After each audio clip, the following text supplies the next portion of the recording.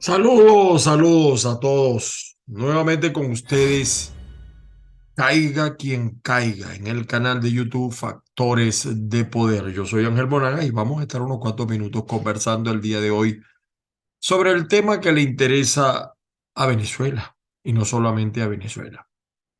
Como siempre les recuerdo, estamos también a través de avilaradioonline.com, azúcarfm.com desde Lisboa, Portugal, Avila Radio desde Austin, Texas, para todo el mundo. Y me pueden encontrar también en Twitter, en TikTok, en Instagram, en Facebook, arroba Ángel Monagas. En Facebook tenemos un fanpage que es Ángel Monagas, perdón, caiga quien caiga sin censura.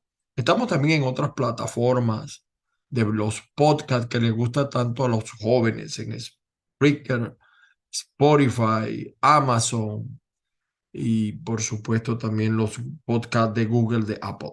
Bueno, señores, seguimos con el tema de Tarek El Aissami. Pareciera ser, fíjense, hoy, en estos momentos se está anunciando que van a librar orden de captura contra el señor Juan Guaidó. Yo creo que hay mérito, hay razones para averiguar lo que pasó en Monómeros, en Citgo, para averiguar el manejo de tanto dinero que manejó el gobierno interino presidido por el señor Guaidó. Pero me parece que es un intento de estos señores de distraer el tema fundamental. Todavía, señor Tarek William Saad, señor Nicolás Maduro, señor Diosdado, señor Jorge Rodríguez, no están todos los que son, ni son todos los que están. Todavía, o sea, si ustedes están empeñados en que la gente les crea que realmente a ustedes les preocupa el tema de la corrupción, para creer eso, para creer eso, de verdad, déjenme decirles que ustedes tienen que dar muestras de que les interesa ese tema, de que no es una distracción, de que no es una manera de ganar tiempo, de ganar indulgencia en algo de lo que ustedes no han hecho precisamente en esta Venezuela que lamentablemente en mala hora ustedes gobiernan. Ilegal o legalmente, no quiero entrar en esa consideración.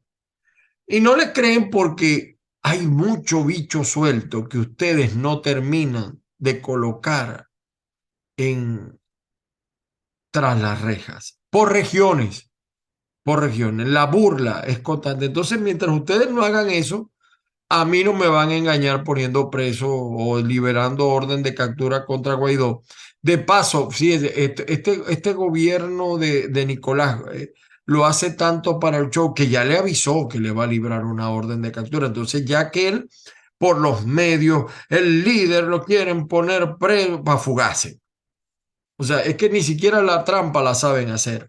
Es un show, es un show. Yo quiero creer, yo quiero creer que de ese show no forma parte el señor eh, Juan Guaidó. Lo que pasa es que muchas veces cuando uno ve estos shows gobierneros, hay cosas que uno a veces no entiende, ¿no? Porque a veces vemos candidatos que le dicen de todo a Nicolás y no los ponen presos o no las ponen presas. Y hay otros que medio habla y le ponen los ganchos. Entonces, esto es una cosa un poquito complicada. Ahora, fuentes cercanas, ustedes no tienen una idea de la gente con la que uno conversa del propio chavismo, que te sueltan pruebas. Lamentablemente, mostrar parte de esas pruebas compromete a estas personas.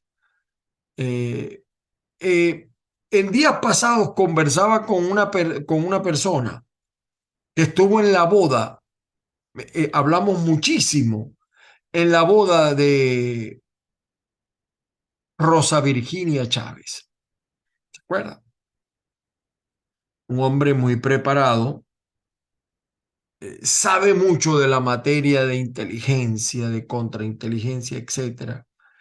Y me estaba dando la razón cuando yo hablaba del tema de los cubanos, porque es que no se puede hablar de Venezuela sin tocar el tema de los cubanos y de Tarek el Aizami, por supuesto. Por ahí dicen algunos que Tarek el Aizami hasta los cubanos lo robó. Bueno, sí, porque es que los cubanos creen que ellos son los dueños de la plata en Venezuela y a lo mejor es que lo son, a lo mejor los equivocados somos nosotros, queridos amigos.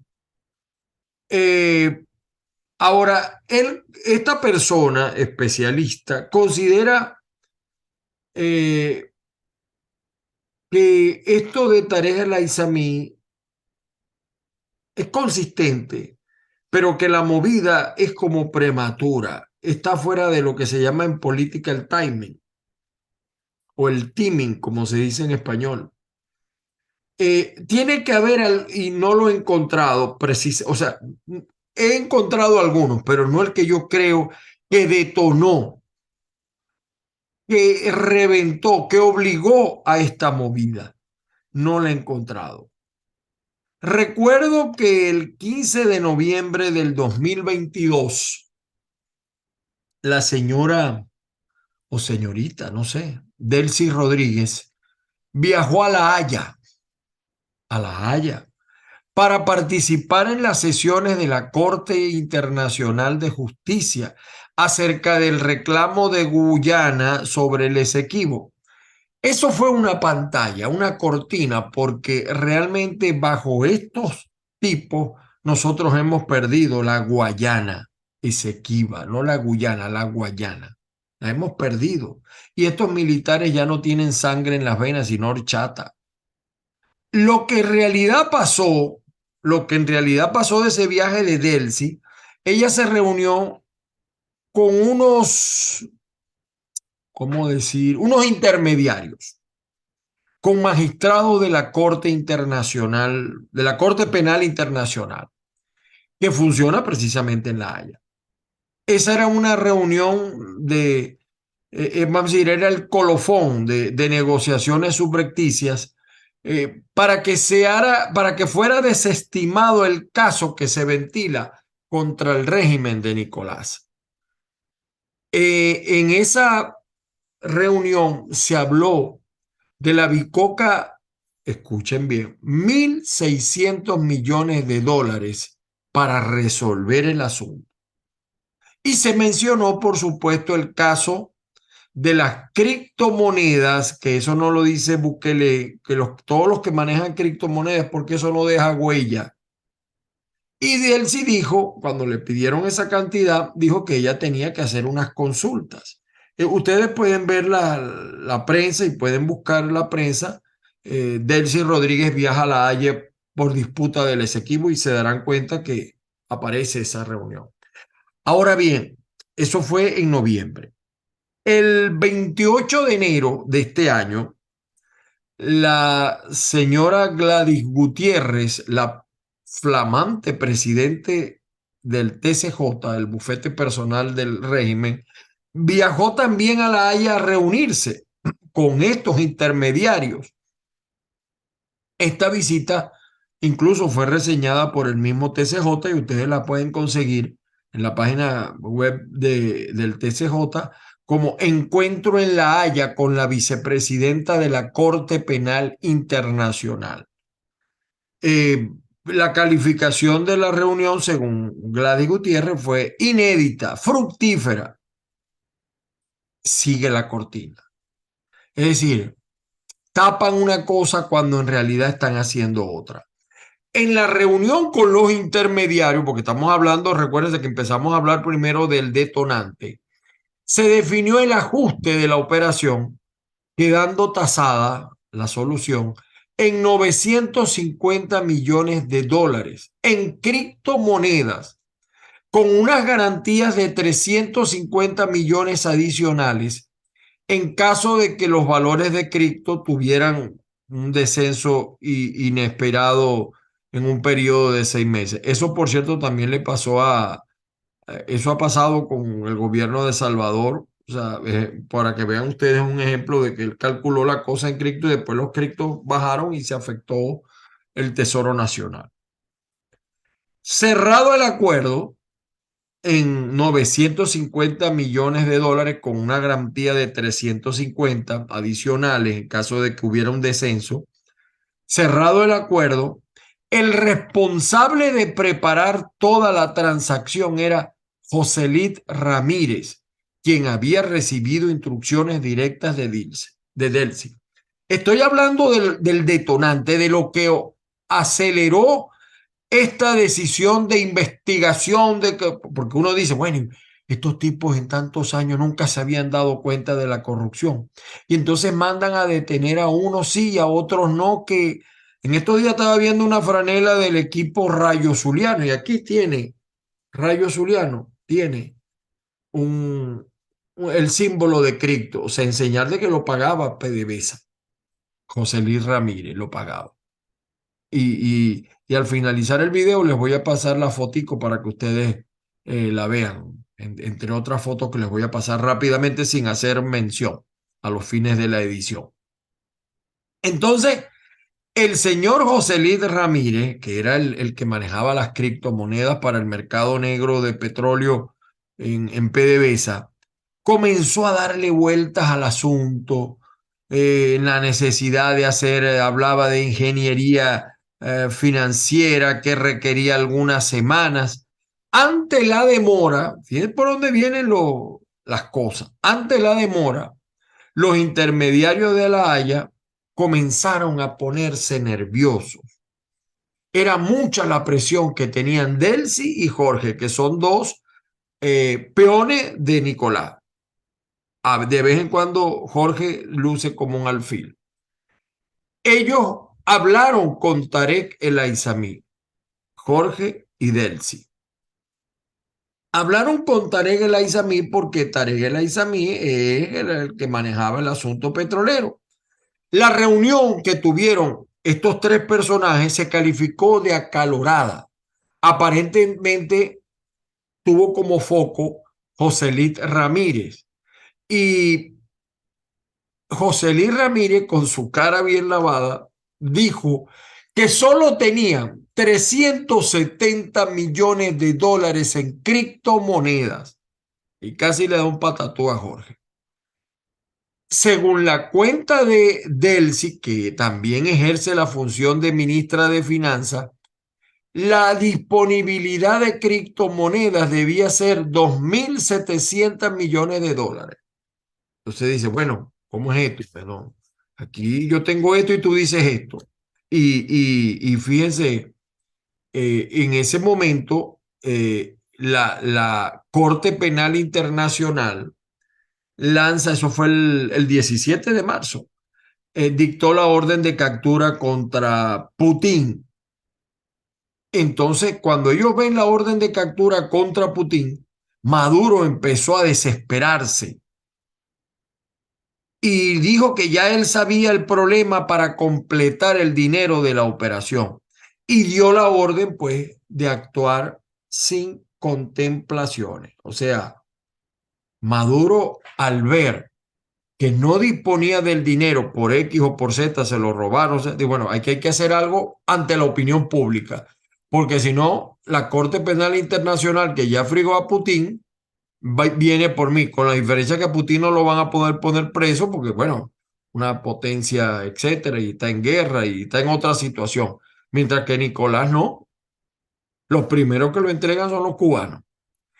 Ese mismo día, el 17 de marzo, ese mismo día, Joselit Ramírez, el hombre de la criptomoneda, sería detenido. Pero aquí no termina la historia, mis queridos amigos. Perdonen, hoy me voy a exceder un poquito en el tiempo.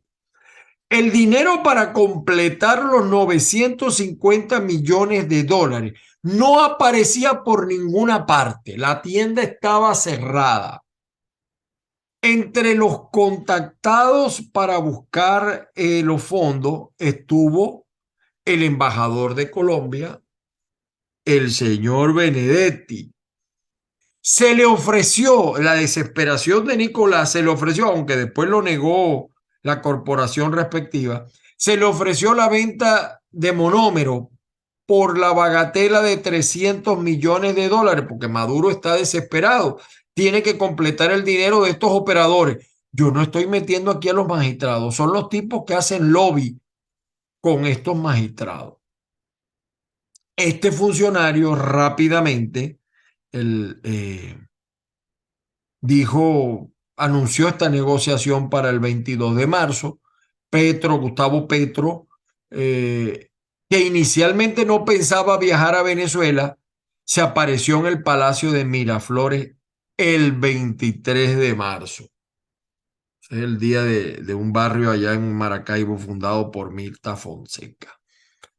Sin embargo, después de este viaje, el 24 de marzo, fíjense la cronología, Ecopetrol, que es la empresa colombiana de petróleo, publicó un comunicado, yo lo hice público en la página caigaquiencaiga.net y muchos medios, por supuesto, negó la compra de monómeros. Por cierto, que había una gente, no, que van a vender monómeros. No, Ecopetrol dijo que no. Sin embargo, después de ese viaje, estaba la cosa ahí, como decir, en ascuas. Algunos medios decían que sí lo van a vender, todavía Guaidó dice que sí lo van a vender, no, lo quieren vender, pero la oferta de 300 millones era por la desesperación, sin poder determinar si los intermediarios de la Haya, de los cuales no se sabe en verdad si tienen, o sea, estos intermediarios no pueden garantizar la decisión de la Corte Penal Internacional. Ellos mm, están en capacidad de mantener la operación después de todas las filtraciones, pero lo cierto es que en medio de esas dudas, si pueden, no pueden, perdónenme la expresión, la rechera de Maduro y de Cilia fue de antología. Los que están en Miraflores saben de lo que le estoy hablando. El amigo que siempre me informa de la agenda en Miraflores sabe de lo que le estoy hablando. La operación se había preparado durante casi 2 años. O sea, yo agarré los cabos sueltos, pero es que resulta que tenían 2 años haciendo esto desde que se anunció la investigación de la Corte Penal Internacional. Incluso hablaron de regresar a un hombre que se mueve muy bien en esos predios consulares de embajadas y etcétera, como Calixto Ortega, y lo iban a traer desde La Haya porque recuerden que él es el embajador ante la Corte Penal Internacional.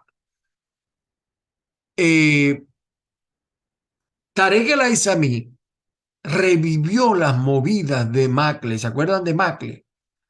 Eh, bueno, ahí hubo gente, por cierto, del Zulia metida y algunos mayameros que están muy tranquilos acá disfrutando la Dolce Vita, pero eso no es el quid del asunto y el tiempo apremia. Seguimos y me disculpan y me perdonan, pero no hay mucho tiempo para nosotros. Eh, este viaje, antes de que a Gladys, o esta situación, antes de que a Gladys la nombraran embajadora ante la Corte Penal Internacional, cargo que actualmente tiene Calixto, ustedes saben, fíjense el detalle, ¿no? Fíjense cómo Tarek fue tan inteligente, Tarek El Aissami, porque ahí el otro Tarek. Antes de que ¿cómo se llama? Antes de que Gladys, o sea, ahora está Calixto, ¿quién era la embajadora ante la Corte Penal Internacional antes de estos personajes? Agárrense de la silla. Haifa El Aissami Madá. Haifa El Aissami Madá. Hermana de Tarek El Aissami. Eh, es decir, nepotismo, pero no era simple nepotismo. esto raya prácticamente en la endogamia, perdón. La inteligencia de Tarek, por eso yo digo que no estamos hablando de un personaje cualquiera. Esta mujer estuvo allí desde el 2016.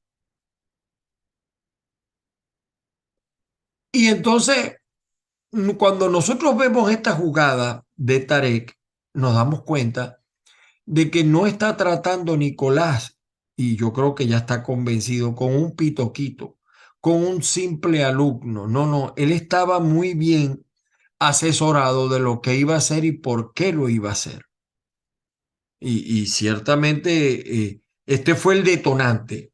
Es decir, Maduro, ¿usted cree que a Maduro le preocupa la corrupción si los primeros corruptos son ellos? Nicolásito, Diosdado, todos ellos son, eso no se salva ninguno.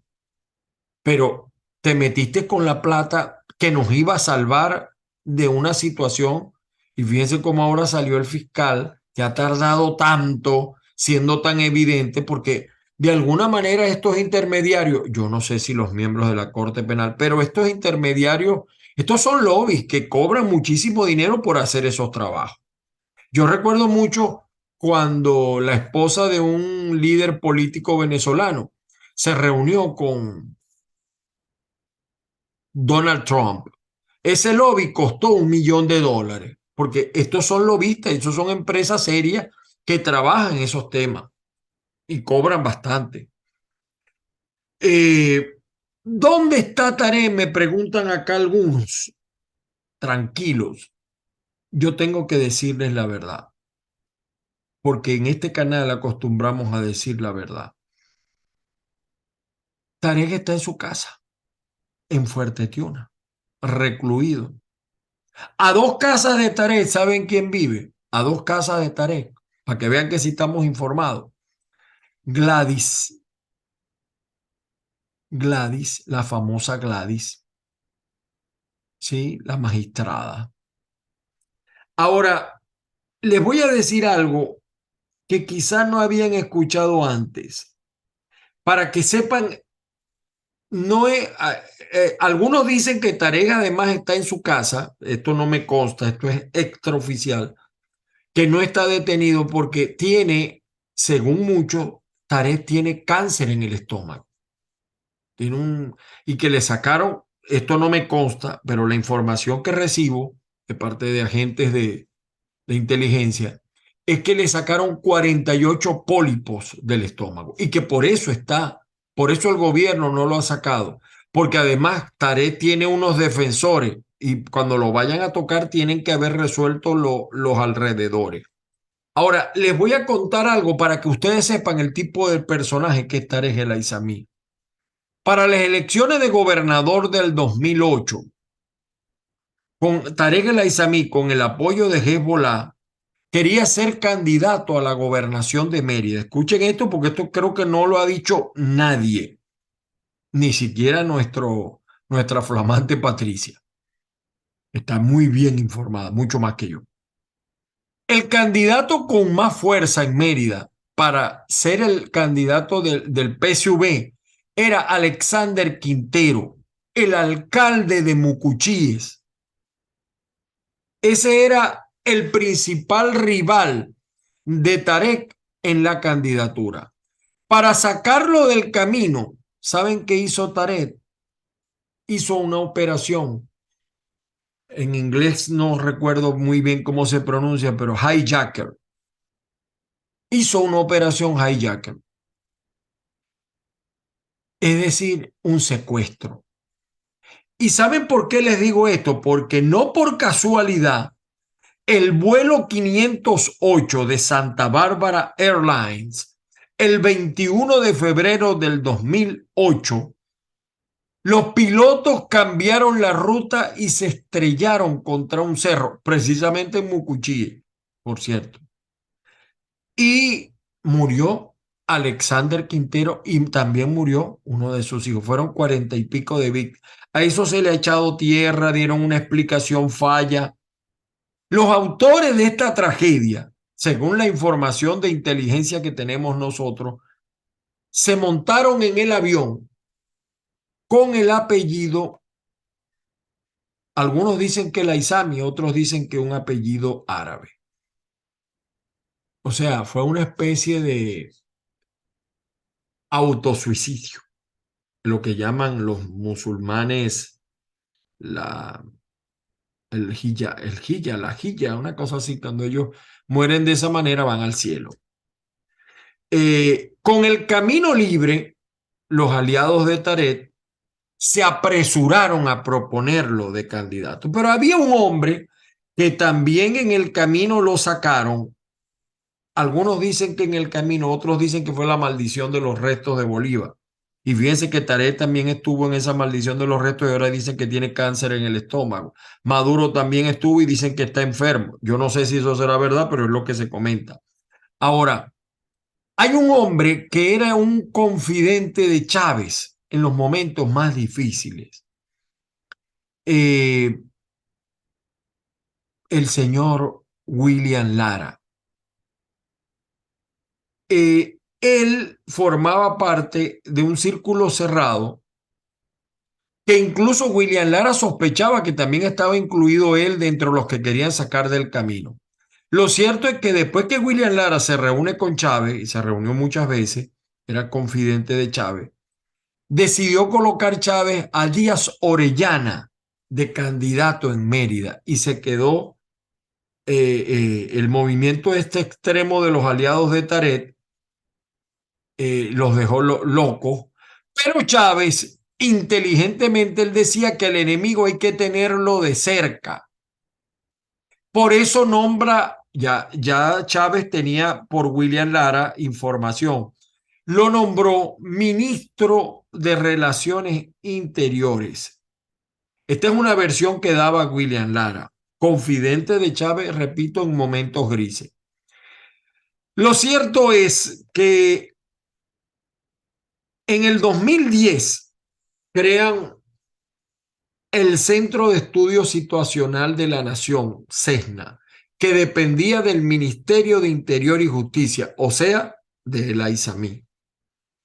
Todo el equipo que contrató Tarek El Aizamí lo envió a hacer cursos en Bielorrusia, en Cuba, en Rusia, y un contingente de élite fue a Siria, donde el papá de Tarek ya tenía una experiencia y ya tenía un background allí. El CESNA, este Centro de Estudio Situacional de la Nación, fue lo que después se convirtió en el CESPA en el 2013. Y William Lara, que era el que le guardaba las confidencias a Chávez, curiosamente falleció en un accidente cuando el chofer perdió el control y cayó al río. El chofer se salvó, pero William Lara no. Todo esto después, años después lo veremos en película y dirán, mira, Monagas tenía razón, porque es que así opera el comunismo. Lo hemos visto en otros países comunistas o de regímenes que dicen ser comunistas y que son otra cosa. El mayor secreto, lo cierto fue que se lo llevó William Lara a la tumba. Eh, pero fíjense, esta otra cosa que ustedes no sabían. El mayor secreto que se llevó William Lara a la tumba fue la razón por la cual, en contra de la Constitución, juramentó a Diosdado como presidente, justo cuando los comandos estaban camino a la horchila. Estoy hablando del 2002. Fíjense cómo van ocurriendo las cosas en este sistema. Debido a esta situación, el TCJ tuvo que determinar que había un vacío de poder entre el 11 y el 13 de abril. 11 y 13 de abril. Fíjense, esa fue la famosa sentencia del TCJ que todos quedamos locos. Porque si el TCJ determinaba que hubo un golpe de Estado, Diosdado habría sido involucrado, porque él fue juramentado por William Lara. Y hay un general zuliano, Montilla Pantoja, que fue el que apresó a Carmona, fue el que puso preso a Carmona Estanga. Escucha esto también tú, Patricia. Lo que dijo ante la comisión investigadora de la Asamblea Nacional. Según él, cuando se iba a poner preso a Carmona Estanga, Rosendo le dijo que se aguantara, porque ya ellos habían empezado a reconocer a Diosdado como presidente interino. Por supuesto que Diosdado negará esto, porque él ahorita es más madurista que Cilia. Rosendo le dijo, aguántate, no lo pongas preso todavía, porque ya habíamos acordado reconocer a Diosdado como presidente interino juramentado por William Lara.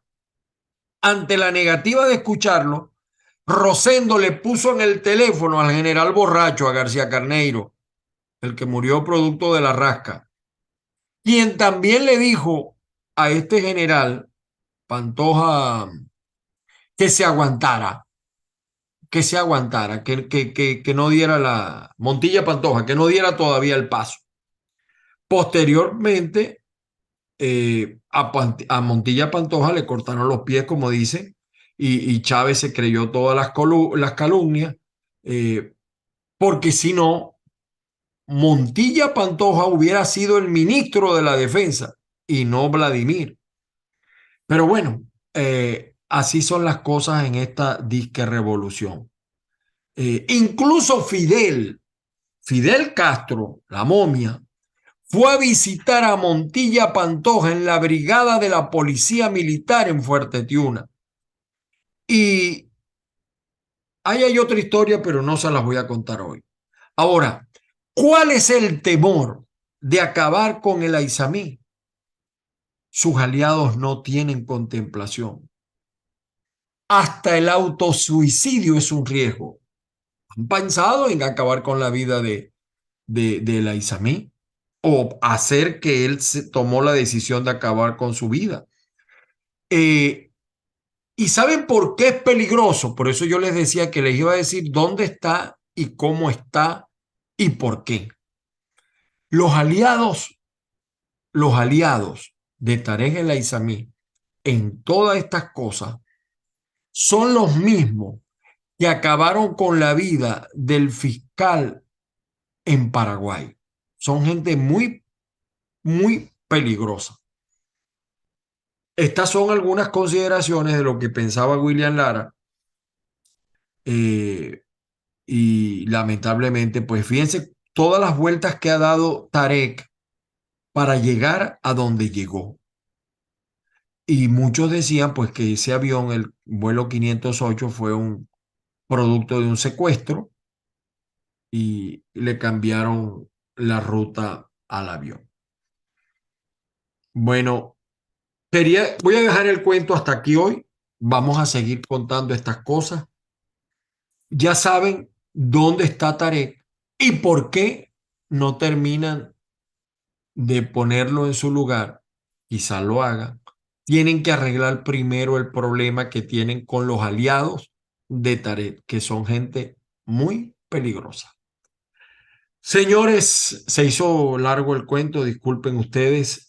Las bendiciones del Padre Celestial para todos y cada uno y que la fuerza los acompañe. En esta labor es tan difícil, debo decirles a ustedes, esta labor que a veces le toca a uno, eh, se pierden hasta amigos, se pierden aliados, porque la gente está acostumbrada a responder siempre a los intereses. Y aquí todavía hay que definir muchas cosas, sobre todo de parte de la oposición o los que dicen ser oposición. Bueno, vean las declaraciones de Alberto Fernández que dice que lo que dice de Nicolás. Ahora Nicolás tiene que arreglar el problema con Chile y con Argentina también. Pero así es la vida. Nosotros tenemos un compromiso con la verdad, ni siquiera con el dinero, porque este programa, como ustedes observan, ya no tenemos ni publicidad, este programa, no el canal, producto de esos mismos intereses que hay alrededor, porque todo el mundo se está cuidando. La oposición, los que gobiernan también se están cuidando, porque tratan de llevar el barco a puerto seguro, pero es muy difícil con esta gente. Es muy difícil. Estamos también a las puertas de lo que pase con Donald Trump y todo va a tener, este escenario, todo se maneja en un solo plano. Feliz día para todos. Les voy a dejar la fotico que les prometí para que ustedes vean algunas cositas interesantes allí de cómo operaba la gente de criptomonedas de PDVSA y financiaba a algunos, pero Nicolás no tiene el guáramo para poner preso a todos los que estaban con Tarek El Aissami. No tiene, no tiene. Tiene culillo, Nicolás. Ahí donde lo ven ustedes está cagado, porque él sabe que no lo puede tocar al tipo todavía, que para tocarlo y para tocar a todos tiene que estar muy seguro. Pero el pleito es por eso. El dinero que le iban a dar a los operadores se les cayó y lo demás para su información. De todas maneras, de todo lo que usted escuchó, usted hará el juicio. Las bendiciones del Padre Celestial y que la fuerza, mucha fuerza, los acompañe. Mi WhatsApp +1 561 379 5254. Visiten también caigaquiencaiga.net, nuestro portal. Y por supuesto, síganme en Twitter, en Facebook, en TikTok. Ahí estamos. Y saludos a todo el público de Factores de Poder, el canal de YouTube. Hasta una próxima oportunidad.